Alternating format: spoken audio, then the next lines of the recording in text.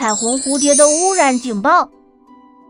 彩虹蝴蝶在森林飞舞时，突然闻到刺鼻臭味，它顺着味道飞到森林边缘，发现溪水发黑冒泡，树上挂满塑料袋，整片天空灰蒙蒙的。它立刻去找住在榕树上的小猴皮皮，皮皮正啃着烂苹果，被酸得直吐舌头，这果子味道不对。彩虹蝴蝶急得直拍翅膀，污染蔓延过来了。皮皮抓着藤蔓荡了个圈，听爷爷说过净化泉，可那山洞有瘴气，还有大蝙蝠。两个小伙伴带着竹筒出发，刚走到河边，发现木桥早被冲垮。皮皮折了芭蕉叶当船，彩虹蝴蝶用翅膀扇风当船桨。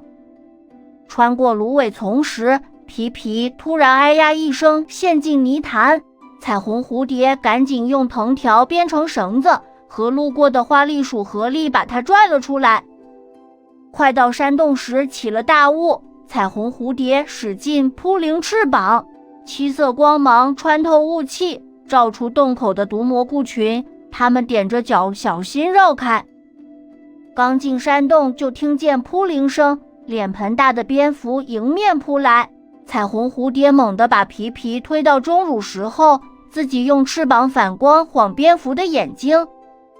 皮皮趁机扔出路上捡的松果，蝙蝠被砸得晕头转向。他们趁机冲进山洞深处，发现石缝里渗出的泉水闪着微光。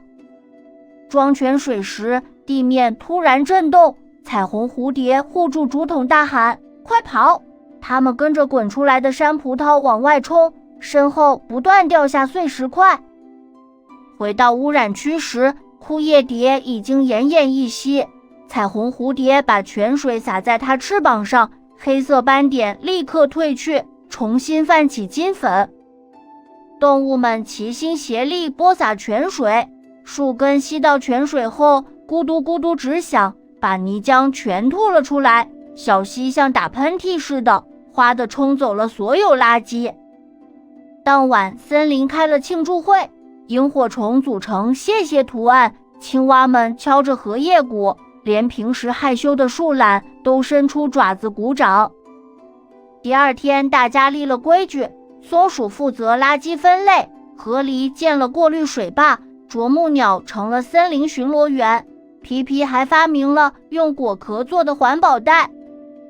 彩虹蝴蝶现在每天教小蝴蝶们发光技能，遇到污染别害怕，先把毒素照出来。它的翅膀因为频繁使用，颜色反而更鲜艳了。最近总有小动物问，净化泉会不会用完呀？